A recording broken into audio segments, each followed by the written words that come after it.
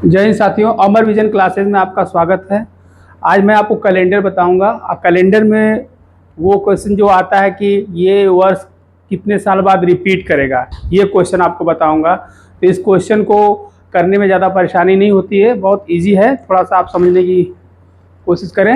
आप अपना डायरी और जो भी नोटबुक निकाल लीजिए और नोट करते रहिए। एक एक चीज़ मैं आपको आराम समझाऊंगा, आराम समझिएगा, ठीक है। तो मैंने आपको बताया ही है। जैसे मान लीजिए क्वेश्चन में दे दे कि 1948 का कैलेंडर कब रिपीट होगा।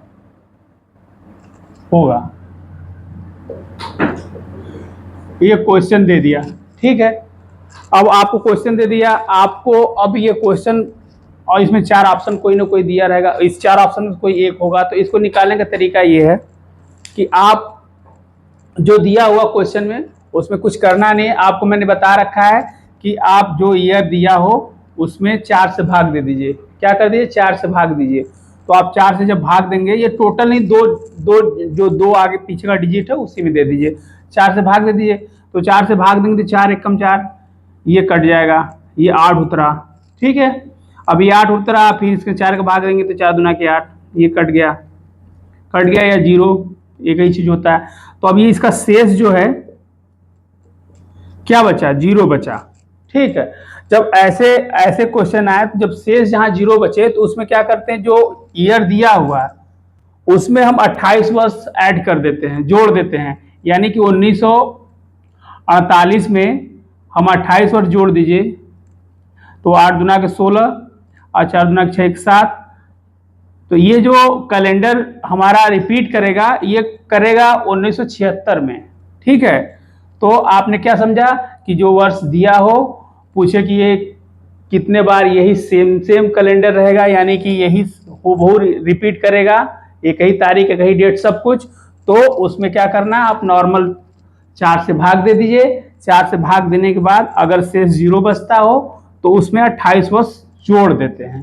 जब 28 वर्ष जोड़ देंगे तो ये आपका 1976, ये 1976 में दोबारा रिपीट करेगा, ठीक। उसके बाद जो है कि नियम है इसका, नियम। अब नियम में ये है कि अगर लीप वर्ष प्लस एक शेष बचे तो उसमें 6 वर्ष जोड़ेंगे, ठीक। उसके बाद लीप वर्ष प्लस 2 शेष बचे तो 11 वर्ष जोड़ दीजिए। तो 11 वर्ष जोड़ दीजिए। उसके बाद लीप वर्ष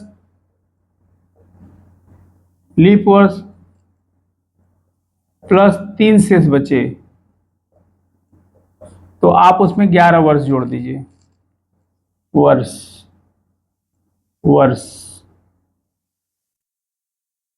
उसके बाद लीप वर्ष प्लस 0 शेष बचे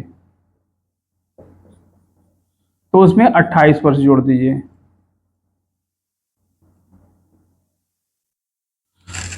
तो हमने क्या देखा कि जो ईयर दिया हो हम उसमें 4 से भाग देते हैं। 4 से भाग देने के बाद अगर एक शेष बचता है तो उसमें जो वर्ष दिया हो उसमें हम 6 जोड़ देते हैं। अगर 2 शेष बचता है तो उसमें हम 11 जोड़ देते हैं। अगर 3 शेष बचता है तो उसमें 11 जोड़ देते हैं। अगर 0 शेष बचता है, यानी कुछ शेष नहीं बचता है, तो आप उसमें 28 वर्ष जोड़ देते हैं। तो इस तरह से आपको वो ईयर पता चल जाता है जो दिया हुआ, और बाद में कब रिपीट होगा या आगे कब वो वही कैलेंडर सेम आएगा। तो आप जो है इसको ये नियम के तहत आप याद कर लीजिए। यही है नियम, ज़्यादा नहीं है। आपको बस ध्यान रखना है कि अगर जो वर्ष दिया हो उसमें 4 से भाग देना है। 4 से भाग देने के बाद एक शेष बचता है 6, 2 शेष बचता तो 11, 3 शेष बचता है तो 11, और 4 शेष बचता है, सॉरी 4 नहीं, अगर 0 शेष बचता है तो आप जो है 28 वर्ष ऐड कर दीजिए। तो इस तरह से आपको बहुत इजी तरीके से समझाया गया है। आप इस वीडियो को नहीं समझ में आया तो एक बार दो बार देखिए, इसको शेयर करिए, लाइक करिए, कमेंट करिए। जय हिंद, जय भारत।